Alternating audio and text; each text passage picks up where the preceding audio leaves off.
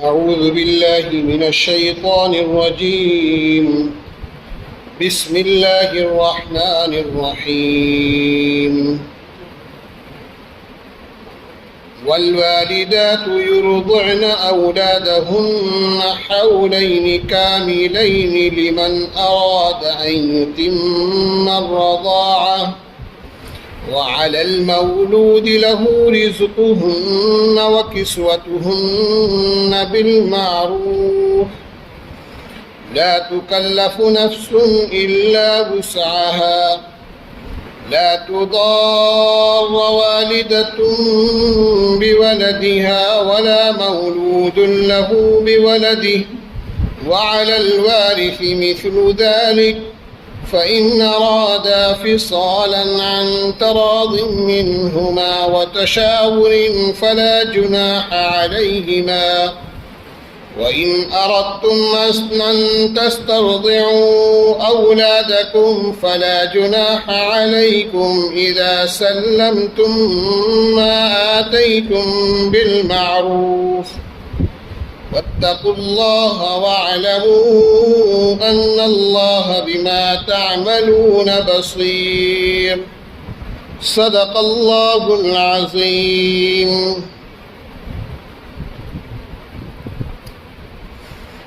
شروع کرتا ہوں اللہ کے نام سے جو بڑے مہربان نہایت رحم فرمانے والے ہیں.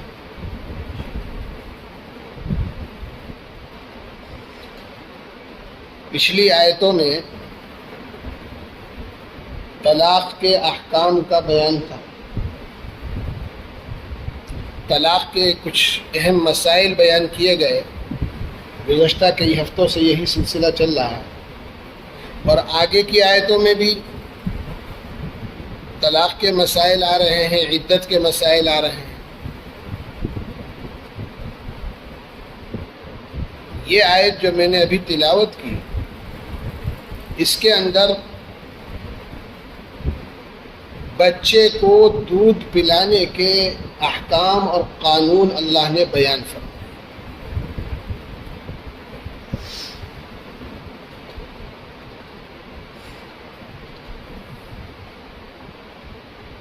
پہلے بھی میں نے عرض کیا تھا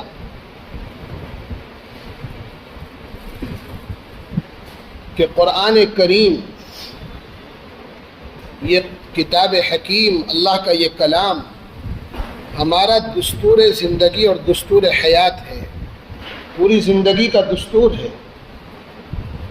اللہ تعالیٰ نے اس قرآن کے اندر زندگی گزارنے کے احکام اور دستور اور اس دنیا میں رہنے کے قوانین بیان کریں. ایک مسلمان کی پوری زندگی کیسی ہونی چاہیے، پیدائش سے لے کر مرنے تک اور مرنے کے بعد کی آخرت کی زندگی، کہ پوری رہنمائی اس پوری زندگی کے لیے اس قرآن کے اندر موجود ہے. اور اسی لیے یہ قرآن اور اللہ نے اپنا یہ کلام اپنے سب سے مقدس نبی حضرت محمد رسول اللہ صلی اللہ علیہ وسلم پر نازل فرمایا اور قیامت تک کے لیے آنے والے تمام انسانوں کے لیے اس کو دستور بنایا کہ یہ قرآن ہر زمانے میں، ہر علاقے میں قیامت تک کے لیے دستور زندگی ہے اور ہر موقع کے لیے اس میں ہمارے لیے رہنمائی موجود. بچہ پیدا ہو رہا ہے، اب اس کی پیدائش کے بعد اس کو پالنے پوسنے، اس کو دودھ پلانے کی ذمہ داری کس کی ہے، یہ حکم بیان کیا جائے. والدین کی کیا ذمہ داری ہے، باپ کی کیا ذمہ داری ہے، ماں کی کیا ذمہ داری ہے، اس بچے کی تربیت کون کرے گا، اس کی پرورش کون کرے گا، اس کو کون پالے گا، اس کو رزق کون فراہم کرے گا. اللہ یہیں سے ایک حکم بیان کر رہا ہے.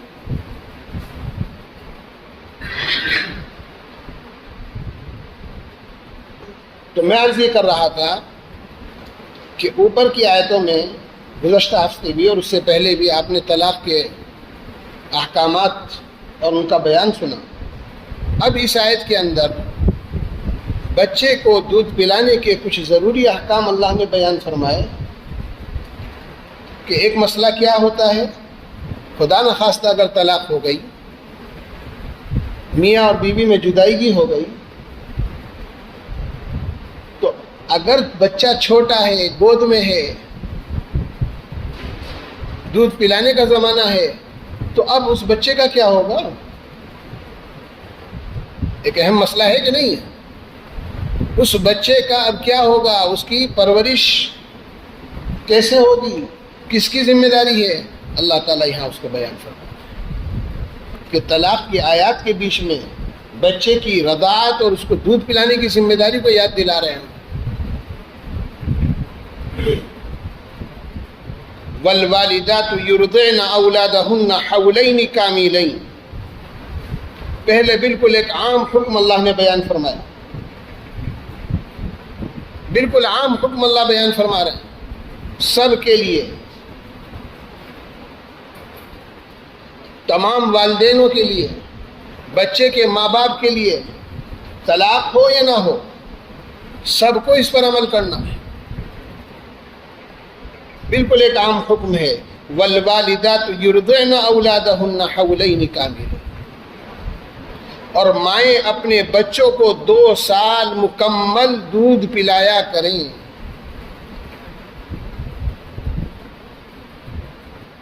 مائیں اپنے بچوں کو 2 سال دودھ پلائیں، کہ سب کو یہ حکم ہو رہا ہے، ہر ماں کے لیے یہ حکم ہے کہ یہ ماں اپنے بچے کو 2 سال تک دودھ پلائے، یعنی اس چھوٹے بچے کی دودھ پینے کی جو مدت ہے وہ 2 سال۔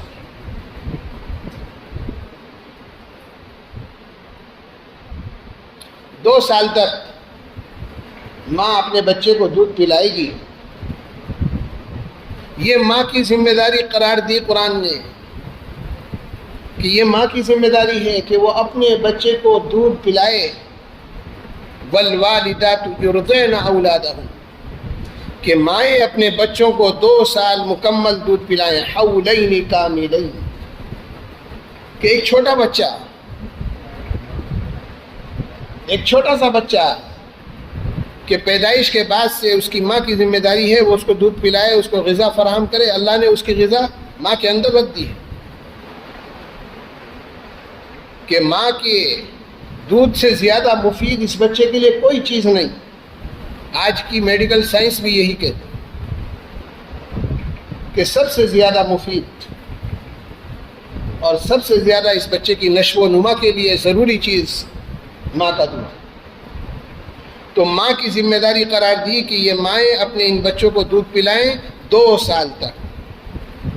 یہاں طلاق ولاق کا کوئی مسئلہ نہیں، ہر ماں کی یہ ذمہ داری ہے، اس کے اوپر اللہ نے واجب کر دیا ہے، ضروری کر دیا ہے کہ وہ اپنے اپنے چھوٹے بچے کو دودھ پلائے۔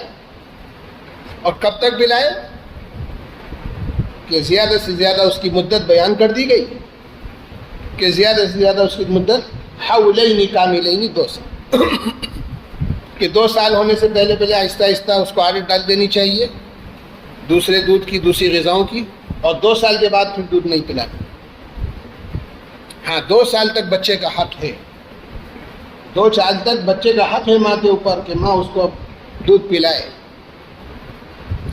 تو والوالدات یرضعن اولادہن حولین کاملین، تو موٹی سی بات، موٹا سا حکم جو یہاں معلوم ہوا ہے وہ یہ کہ ماں کی ذمہ داری ہے اپنے بچے کو دودھ پلانا، اور یہ ذمہ داری 2 سال تک اس کے اوپر رہتی ہے۔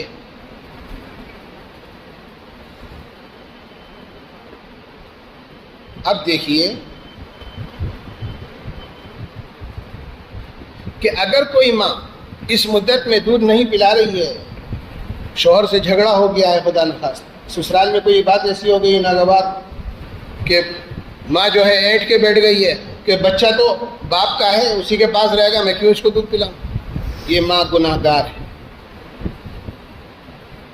اب یہ ماں گناہ گار ہے کیونکہ یہ اپنی ذمہ داری سے پیچھے ہٹ رہے، اللہ نے اس کی ذمہ داری متعین کی ہے اس بچے کو دودھ پلانے کی، لہذا اس ماں کو اپنے اس واجب کو اور اپنے اس فریضے کو ادا کرنا ہے کہ شوہر اور بیوی کے لڑائی جھگڑے کا اثر بچے پر اس کی غذا پر نہیں پڑنا چاہیے،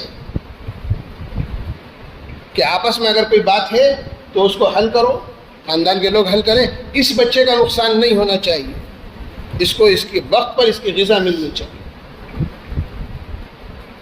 کوئی ماں اینٹ کے نہیں بیٹھ سکتی، کوئی باپ اس کو گھر سے نکال دے کہ نہیں، باپ کو بھی اس کا حق نہیں، کیونکہ یہ بچے کا حق ہے اس ماں پر، اور یہ بچہ اس ماں کے پاس رہے گا اور یہ ماں اس کو غذا فراہم کرے گی۔ دوسری بات، والوالدات یرضعن اولادہن حولین کاملین، یہاں حضرات فقہا نے دوسرا مسئلہ یہ بیان کیا ہے کہ یہ ماں اگر شوہر کے نکاح میں ہے، کوئی طلاق ولاق کا مسئلہ نہیں ہوا، تو اس دودھ پلانے پر اپنے شوہر سے کوئی الگ سے اجرت، کوئی معاوضہ، کوئی تنخواہ نہیں لے سکتی، کیونکہ یہ اس کی اپنی ذمہ داری،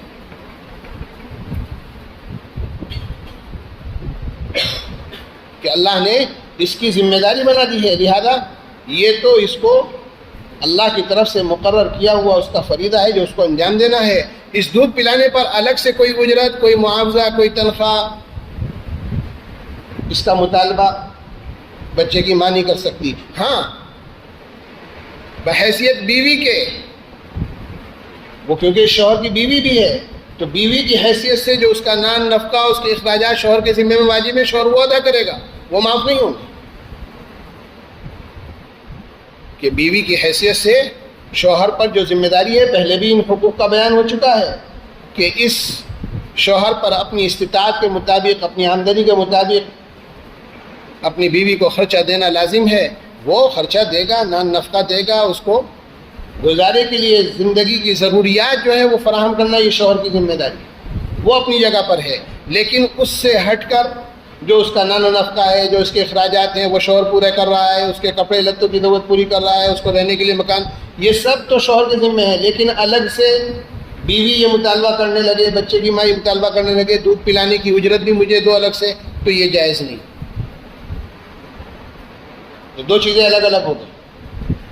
ایک تو بیوی کا خرچہ کہ یہ تو شوہر کے ذمہ واجب ہے، یہ تو اس کا حق ہے جو اس کو ادا کرنا، لیکن کیونکہ یہ بچے کی ماں بھی ہے، اس لیے اس بچے کا حق اس ماں پر یہ ہے کہ اب یہ ماں اس کی پرورش کرے اور اس کو دودھ پلائے، اور اس پر شوہر سے کوئی الگ سے معاوضہ یا الگ سے اس پر کوئی اجرت یا کوئی تنخواہ اس کا مطالبہ کرنے کا عورت کو، ماں کو کوئی حق نہیں۔ تو اللہ تعالیٰ فرما رہے ہیں، اور مائیں اپنے بچوں کو 2 سال تک دودھ پلایا کریں، لمن اراد ان یتم الرضاعہ، کہ یہ 2 سال کی مدت اس کے لیے ہے جو دودھ پلانے کی پورے زمانے کی تکمیل کرنا چاہے، کہ پورا زمانہ اگر دودھ پلانا چاہے تو اس کے لیے ہے، لیکن اگر بیچ میں ہی سال 1.5 سال کے بعد دوسرے جانوروں کا دودھ، بکری کا دودھ، بھینس کا دودھ، گائے کا دودھ دینا شروع کر دیا ہے، یا اور غذائیں شروع ہو گئیں اور بچے نے دودھ پینا چھوڑ دیا ماں کا، کوئی بات نہیں، لیکن زیادہ سے زیادہ مدت بیان کر دی گئی کہ زیادہ سے زیادہ مدت 2 سال ہے۔ 2 سال کے بعد پھر اب یہ حق ختم، اب بچہ دوسری غذائیں لینا شروع کر دیتا ہے، لہذا اب ماں کی یہ ذمہ داری بھی ختم ہو۔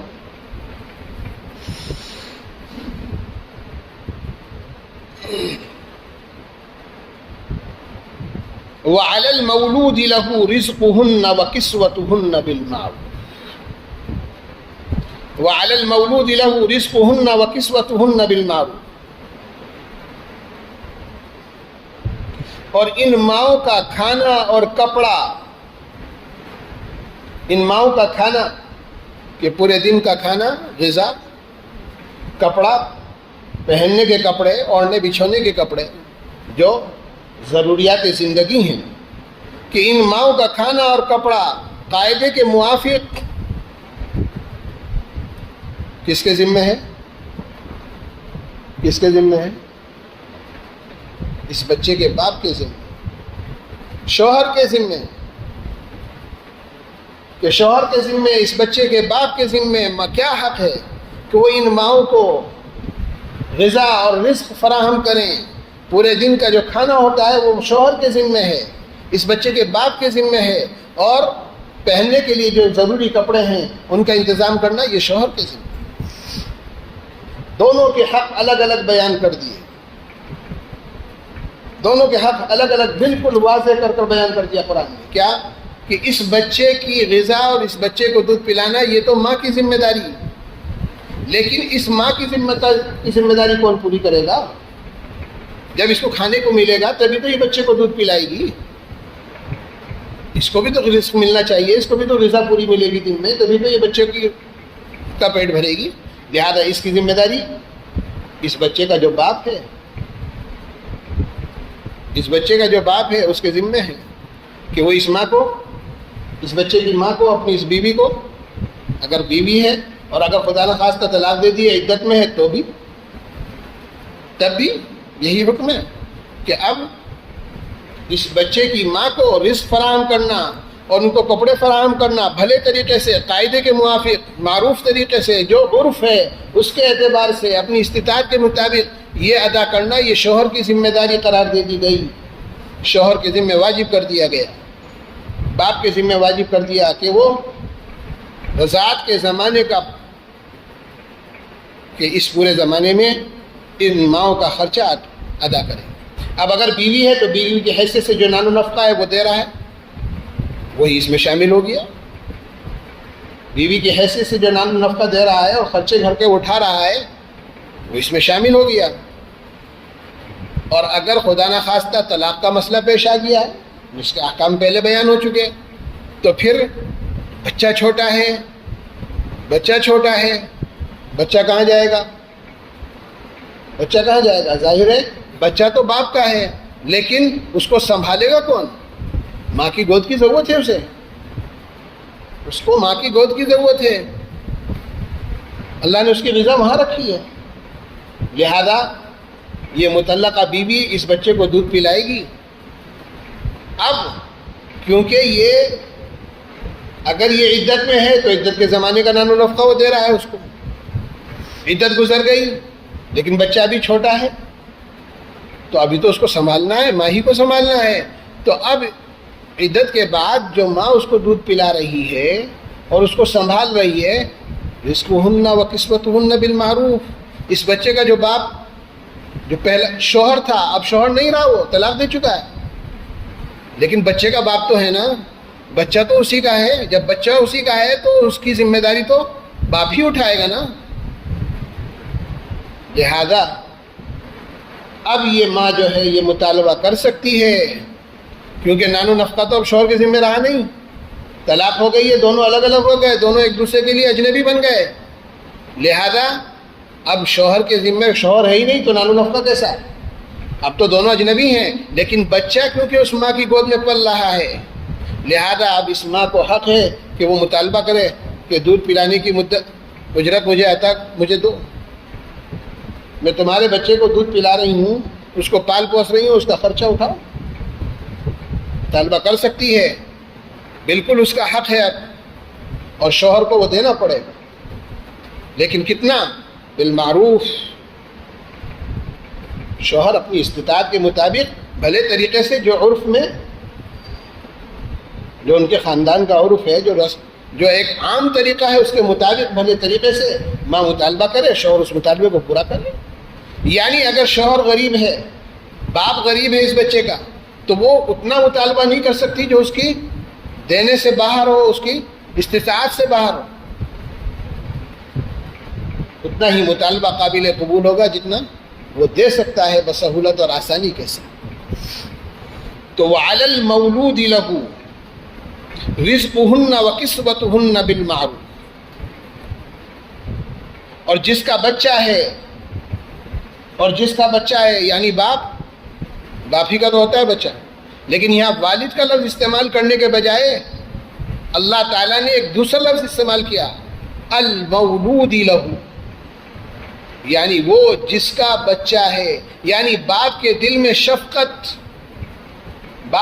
شفقت اور ذمہ داری کا احساس پیدا کیا جا رہا ہے کہ دیکھو بچہ تمہارا ہے۔ بچے کا نسب کہاں سے چلتا ہے؟ بچے کا نسب ماں سے نہیں چلتا، باپ سے چلتا ہے۔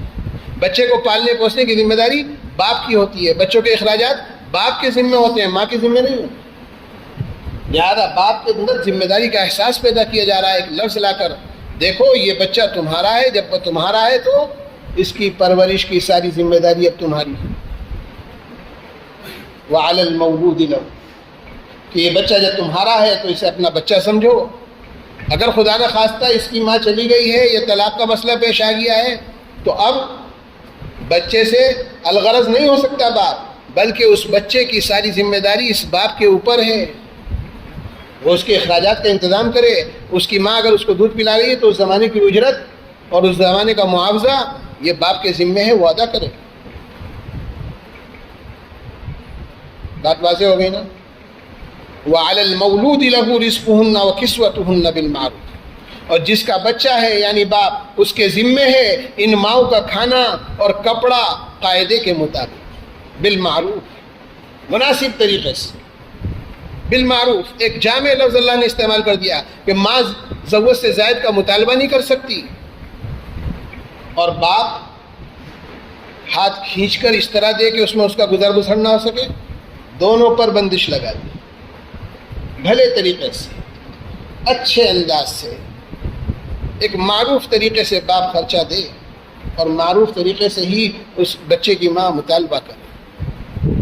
لا تکلف نفس الا وسعها،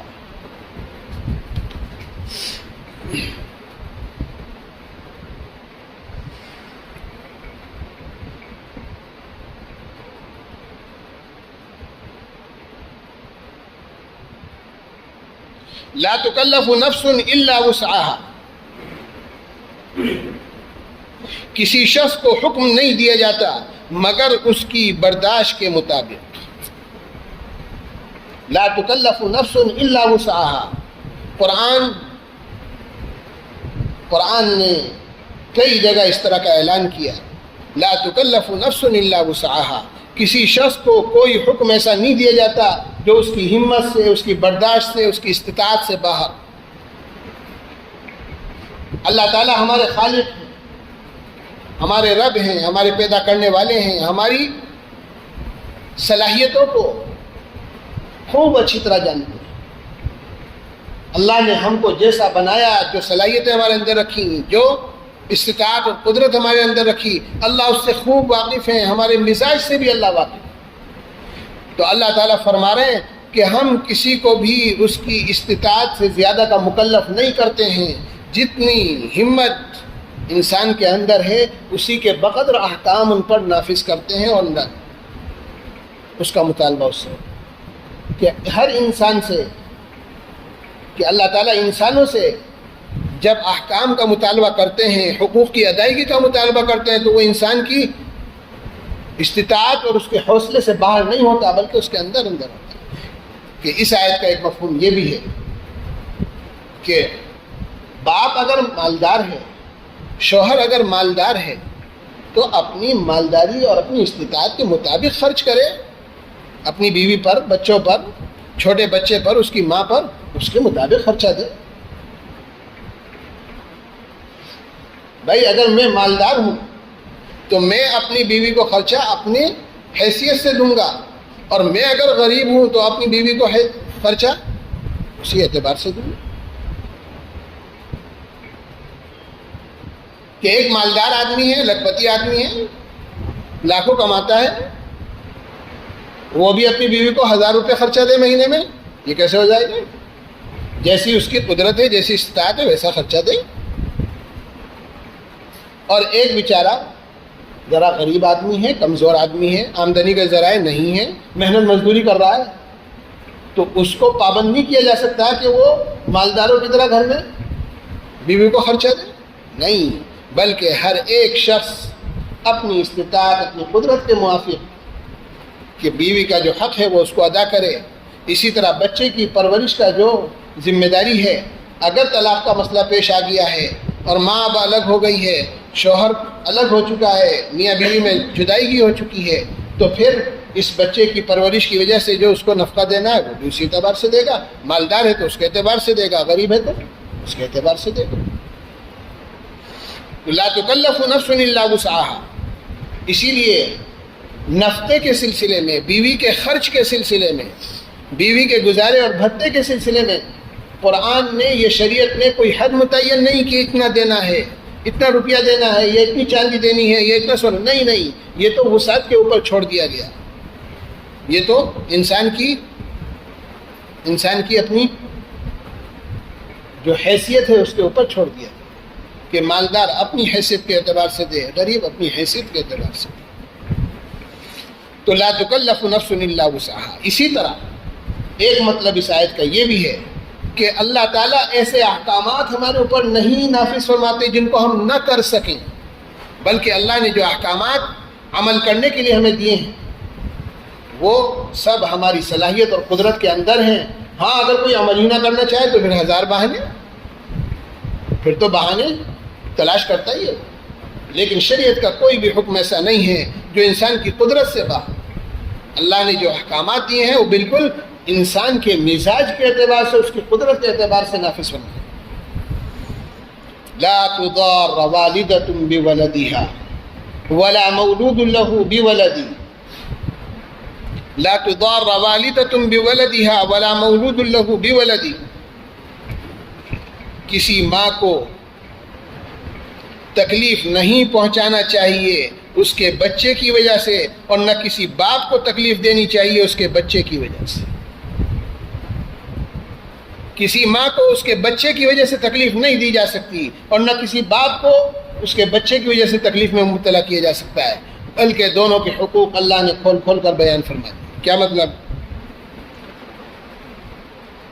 میاں بیوی میں جھگڑا ہو گیا، میاں بیوی میں ناموافقت ہے، مزاج نہیں مل رہا ہے، کہاں سنی چل رہی ہے، ماں ہٹ کے بیٹھ جائے میں تو نہیں پلاتی تمہارے بچے کو دودھ، نہیں کر سکتا. اس کا حق ہے بچے کا، یہ شوہر کا حق نہیں، یہ بچے کا حق ہے. یہ بچے کا حق ہے ماں پر. وہ شوہر سے جھگڑنے کی وجہ سے بچے کو دودھ نہ پلائے کہ اس کا اختیار اس کو نہیں. میاں بیوی کے جھگڑے میں بچے کا نقصان ہو جائے کہ یہ نہیں ہو سکتا. جب تک اس کی رضاعت کی مدت، دودھ پینے کی مدت ہے، تب تک ماں کی ذمہ داری ہے کہ وہ دودھ پلائے. ماں خدا نہ خواستہ بیمار ہے، کوئی عذر ہے، اس کو کوئی پریشانی ہے، کوئی تکلیف ہے، کوئی بھی شرعی عذر ہے، اب شوہر سختی کرے کہ نہیں تجھے ہی دودھ پلانا ہے، ہر حال میں تیری ہی ذمہ داری ہے، تجھے ہی دیکھنا ہے. لا تضار والدۃ. دونوں کے لیے بیان کر دیا. نہ باپ کو ستایا جائے گا بچے کی وجہ سے، نہ ماں کو ستایا جائے گا بچے کی وجہ سے.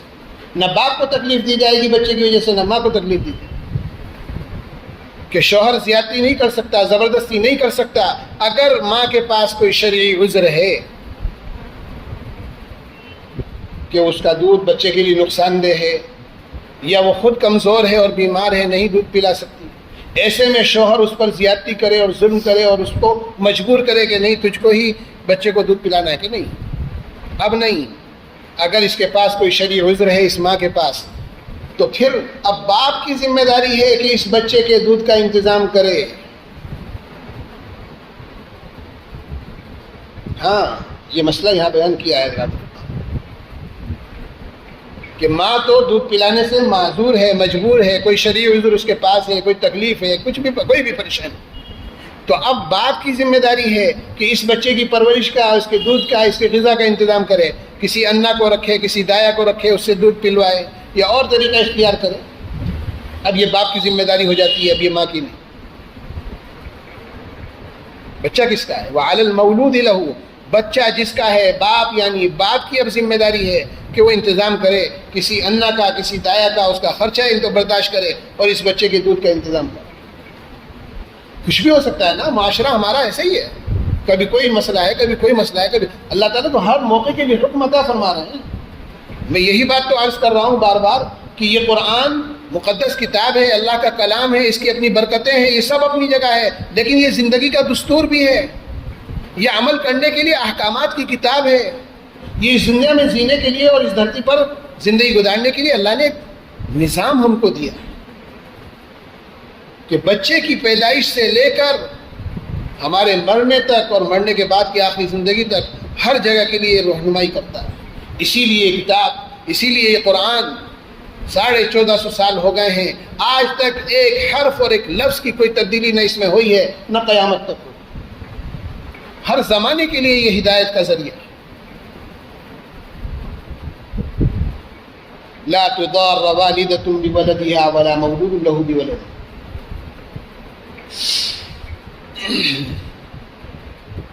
کہ ایک مسئلہ یہ بھی ہو سکتا ہے، بچہ جو ہے کسی دوسری عورت کا دودھ نہیں پی رہا ہے، کسی انا کا، کسی دایا کا دودھ نہیں پی رہا ہے، جانور کا دودھ اس کو موافق نہیں آ رہا ہے. اب ماں ایٹھ کے بیٹھ جائے میں تو نہیں پلاتی، نہیں. اب اگر نکاح میں ہے پھر تو اجرت کا مطالبہ نہیں کر سکتی، اس کی ذمہ داری ہے وہ دودھ پلائے گی. اور اگر نکاح میں نہیں ہے، طلاق و علاق ہو چکی ہے، جدائیگی ہو چکی ہے، تو اب اس باپ کی ذمہ داری ہے کہ اس کا نفقہ، اس کی روزی روٹی کا انتظام کرے، اس کا تنخواہ یا معاوضہ متعین کرے اور پھر بچے کو اس کے حوالے کرے تاکہ وہ دودھ پلائے. کہ اب یہ شوہر کے پاس تو ہے نہیں، لہذا شوہر کی تو کوئی ذمہ داری رہی نہیں، لیکن کیونکہ شوہر کے بچے کو پال رہی ہے، اس کو دودھ پلا رہی ہے، تو معروف طریقے سے، بھلے طریقے سے، عرف کے اعتبار سے جو اس کا معاوضہ ہو سکتا ہے، جو اس کی اجرت ہو سکتی ہے، وہ شوہر کے ذمے میں، باپ کے ذمے میں لازم ہے وہ ادا کرے. لا تضار والدۃ بولدها ولا مولود له بولده. کسی ماں کو تکلیف نہیں پہنچائی جا سکتی اس کے بچے کی وجہ سے، اور نہ کسی باپ کو تکلیف دی جائے گی اس کے بچے کی وجہ سے. وعلی الوارث مثل ذلک، وعلی الوارث مثل ذلک. اور جو وارث ہے، اس بچے کا جو وارث ہے، جو اس کا قریبی رشتہ دار ہے، اسی کے مثل اس کے ذمے بھی لازم ہے. وعلی الوارث مثل ذلک. ایک چھوٹا سا ٹکڑا قرآن نے یہاں رکھ دیا ہے، چھوٹا سا جملہ، بہت سارے احکامات بیان کر. کیا ہوا؟ باپ بھی تو مر سکتا ہے، بچہ چھوٹا سا ہے، کیا باپ کا انتقال نہیں ہو سکتا؟ یہ بھی تو ایک شکل ہے. اللہ تو ہر موقع کے لیے حکم دے رہے ہیں بھائی، ہر موقع کے لیے احکامات بیان فرما رہے ہیں. اللہ بچہ چھوٹا سا ہے، ابھی رضاعت کی مدت، دودھ پینے کی مدت ہے، باپ کا انتقال ہو گیا، بچہ یتیم ہو گیا، بچہ یتیم ہو گیا ہے. اب کیا ہے؟ دودھ تو ماں ہی پلائے گی، لیکن جس کا بچہ تھا وہ تو جا چکا، اس کی وجہ سے تو ماں دودھ پلا رہی تھی، اس کا تو انتقال ہو گیا. اب اس بچے کی کفالت کون کرے گا؟ اس کی ذمہ داری کس پر آئے گی؟ کہ اس بچے کا جو شرعی وارث ہے، اب ذمہ داری اس کی ہے. اس بچے کا جو شرعی وارث ہے تو اب ذمہ داری اس کی ہے. مثلا ماں بھی موجود ہے، بچے کی ماں موجود ہے، اور دادا بھی موجود ہے. باپ تو مر گیا ہے، بچہ تو یتیم ہو گیا ہے، تو اب دادا کی بھی ذمہ داری ہے، ماں کی بھی ذمہ داری ہے، دونوں کی ذمہ داری ہے کہ اس بچے کی کفالت کریں، پرورش کریں. ماں دودھ پلائے گی، اس کے جتنے خرچے ہیں اس بچے کے 1/3 ماں اٹھائے گی، 2/3 دادا اٹھائے گی، دادا کی ذمہ داری. وعلی الوارث مثل ذلک. یہ دیکھا جائے گا کہ اگر یہ بچہ مر جاتا ہے تو اس بچے کی وراثت کس کو ملے گی؟ اگر یہ بچہ مر جاتا ہے تو اس کا جتنا مال ہے وہ کس کے پاس جائے گا؟ بچہ تو یتیم ہو گیا نا، باپ کا مال تو اس کے پاس آیا نا. بچہ یتیم ہو گیا، چھوٹا ہے، لیکن باپ جو کچھ چھوڑ کے مرا ہے وہ کس کے پاس جائے گا؟ بچے کے پاس آئے گا نا. وہ بات الگ ہے، وہ چھوٹا ہے بھی نہیں سنبھال سکتا، دوسرے لوگ سنبھالیں گے، لیکن حق تو بچے کا ہوا نا. لیکن اگر یہ بچہ بھی مر جائے تو اب یہ مال کہاں جائے گا؟ تو شریعت نے سب کے حصے متعین کیے ہوئے ہیں. تو اب جو وارث جتنا قریبی ہے اس کی اتنی ہی ذمہ داری بڑھ جاتی ہے. اس بچے کے مال میں سے جس وارث کو جتنا حصہ ملنے والا ہے، اس بچے کی کفالت کی اتنی ہی ذمہ داری اس پر ہے. کہ اگر دادا موجود ہے تو سب سے پہلے ذمہ دار دادا ہے کہ دادا اب اس بچے کی پوری کفالت کریں گے. 2/3 کفالت دادا کے ذمہ ہے، 1/3 کفالت ماں موجود ہے ماں کے ذمہ. وعلی الوارث مثل ذلک. آگے میراث کے بہت سارے مسائل ہیں جو یہاں نہیں بیان کیے جا سکتے، وہ سب اس جملے کے اندر آ گئے کہ میراث کے جتنے مسائل ہیں، جتنی باریکیاں ہیں، جتنی نزاکتیں ہیں، سب یہاں جاری ہوں گی کہ اب اس بچے کے باپ تو مر چکا ہے، جو جتنا قریبی رشتہ دار ہے اتنا ہی اس کا حق ہے کہ ددھیال کا پہلا حق ہوتا ہے، باپ ہیں، چچا ہیں، وہ اب اس بچے کی کفالت کریں گے. آگے کی ساری ذمہ داری ان کے حوالے. اب دادا اپنے مال میں سے جتنا اس بچے کو دینا چاہے، جو دینا چاہے، اس کو پوری اجازت ہے.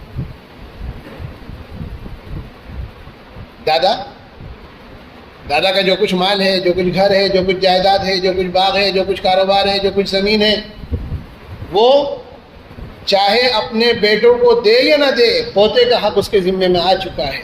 اس کی ذمہ داری اب دادا ہی کے اوپر ہے. وہ چاہے جتنا دے اب اس بچے کو، اپنے بیٹوں سے زیادہ بھی دے دے تو کسی کو حق نہیں ہے منع کرنے کا. دادا کی اتنی ذمہ داری بڑھ گئی ہے، اتنی ذمہ داری بڑھ گئی کہ اب یہ دادا اپنے دوسرے بیٹوں کو چھوڑ کر اس کو اگر کچھ اپنے مال میں سے دیتا ہے، اپنی زمین جائیداد میں سے بالکل دے سکتا ہے، اس کے نام وصیت کر سکتا ہے، نافذ ہوگی. کہ یتیم پوتے کا حق اب دادا کے اوپر ہے، اب دادا کی ذمہ داری ہے وہ جس طرح مناسب سمجھے کرے. یہاں شریعت کے احکامات اور مسائل ہیں. وعلى الوارث مثل ذلك فإن أرادا فصالا عن تراض منهما وتشاور فلا جناح عليهم. اب آگے اللہ تعالیٰ فرما رہے ہیں پھر اگر دونوں دودھ چھڑانا چاہیں اپنی رضامندی اور مشورے سے، بچے کے ماں اور باپ دونوں اپنی آپس کے مشورے سے اور رضامندی سے دودھ چھڑانا چاہیں 2 سال سے پہلے ہی، 2 سال کے بعد تو چھڑا ہی دینا ہے، آگے تو اجازت نہیں. تو 2 سال سے پہلے، بچے کی 2 سال کی عمر ہونے سے پہلے اگر دودھ چھڑانا چاہیں دونوں آپس کے مشورے سے اور رضامندی سے، فلا جناح علیہما، تو ان دونوں پر کسی قسم کا کوئی گناہ نہیں. 2 سال سے پہلے دودھ چھڑا سکتے ہیں لیکن آپس کے مشورے سے اور رضامندی سے، یعنی بچے کی مصلحت کو دیکھیں، یعنی بچے کی مصلحت کو دیکھیں گے ماں باپ. دونوں کی ذمہ داری ہوگی وہ یہ دیکھیں کہ بچے کا نقصان تو نہیں ہو رہا ہے دودھ چھڑانے میں. ہاں اگر دودھ چھڑانے میں کوئی نقصان نہیں ہے دودھ چھڑایا جا سکتا ہے. دودھ چھڑانے کی کوئی مجبوری بھی ہو سکتی ہے، ماں کا دودھ موافق نہیں آ رہا، ماں بیمار ہے خدا نخواستہ، اس بیماری کی وجہ سے ڈاکٹروں نے منع کر دیا اس کا دودھ نہیں مل سکتا، اس طرح کی کوئی پریشانی پیش آ گئی، یا اور کوئی ایسی پریشانی پیش آ گئی، یا دوسری چیزیں، دوسری غذائیں اب بچے کو ملنے لگی ہیں، بچہ بڑا ہو 1 سال کا ہو گیا ہے مثلا، تو آپس کے مشورے سے بچے کی مصلحت دیکھتے ہوئے، بچے کی صحت کا خیال رکھتے ہوئے دونوں اگر آپس کے مشورے سے راضی ہو کر دودھ چھڑانے پر راضی ہو جائیں فلا جناح علیہما، یعنی 2 سال سے پہلے اگر وہ دودھ چھڑانا چاہتے ہیں تو دونوں پر کسی قسم کا کوئی گناہ نہیں ہے. وَإِنْ أَرَدْتُمْ أَن تَسْتَرْضِعُوا أَوْلَادَكُمْ فَلَا جُنَاحَ عَلَيْكُمْ إِذَا سَلَّمْتُمْ مَا آتَيْتُمْ بِالْمَعْرُوفِ. اور اگر تم لوگ اپنے بچوں کو کسی کا دودھ پلوانا چاہو فلا جناح علیکم، تب بھی تم پر کوئی گناہ نہیں. کیا مسئلہ بیان کیا؟ ابھی میں نے پہلے بھی اشارہ کر دیا ہے، ماں کمزور ہے، بیمار ہے خدا نخواستہ، بچے کو دودھ نہیں پلا سکتی، دودھ پلانے میں کوئی شرعی عذر ہے، کوئی تکلیف ہے، یا کوئی بیماری ایسی ہے جس کی وجہ سے دودھ سے بچے کو نقصان ہو رہا ہے، تو اب کیا ہے کہ اب باپ کی ذمہ داری ہے اس بچے کے لیے دودھ کا انتظام کرے. اب باپ کی ذمہ داری ہے کہ اس بچے کے لیے دودھ کا انتظام کرے، کہ کسی انا کو رکھے، کسی دایا کو رکھے جو اس بچے کو دودھ پلائے. آگے کے ابھی ساری ذمہ داریاں اب باپ کے اوپر ڈال دی گئی. شروع آیت میں کیا بتایا تھا؟ ماں کا حق ہے بچے کا حق ہے ماں پر کہ وہ دودھ پلائے، لیکن ماں اگر معذور اور مجبور ہو گئی ہے کسی وجہ سے، ماں دودھ نہیں پلا سکتی، تو بچہ تو باپ کا ہے، اب باپ کی ذمہ داری ہے کہ وہ اس کا انتظام کرے۔ اب انا اور دایا جو رکھی جا رہی ہے اس کا خرچہ، اس کی تنخواہ، اس کی معاوضہ ماں نہیں ادا کرے گی، وہ تو بچے کے باپ ادا کرے گا۔ یہ ساری ذمہ داری اب بچے کے باپ کی ہے۔ صاف صاف حکم، ایک ایک بات کو کھول کھول کر اللہ بیان فرما رہا ہے۔ وَإِنْ أَرَدْتُمْ أَن تَسْتَرْضِعُوا أَوْلَادَكُمْ، اگر تم اپنے بچوں کو کسی اور انا، کسی دایا کا دودھ پلوانا چاہو تب بھی تم پر کوئی گناہ نہیں، جبکہ ان کے حوالے کر دو جو کچھ ان کو دینا تم نے طے کیا ہے قاعدے کے مطابق۔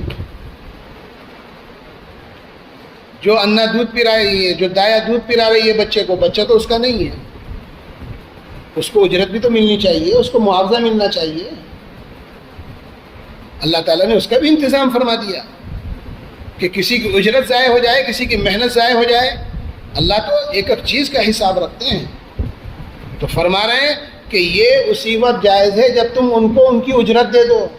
کسی انا اور دایا کا دودھ پلانا کہ مجبوری میں یہ ٹھیک ہے، بالکل ایسا ہو سکتا ہے، لیکن اس انا یا اس دایا کا کی جو اجرت ہے، اس کا جو معاوضہ ہے، اس کی جو تنخواہ ہے، وہ باپ ادا کرے گا، اس کے بغیر نہیں۔ اگر اس میں کوتاہی کی، اس کو اس کی اجرت نہیں دی، اس کا معاوضہ نہیں دیا، جو معاہدہ تم نے طے کیا ہے اس پر عمل نہیں کیا، تو گناہگار، باپ گناہگار ہے۔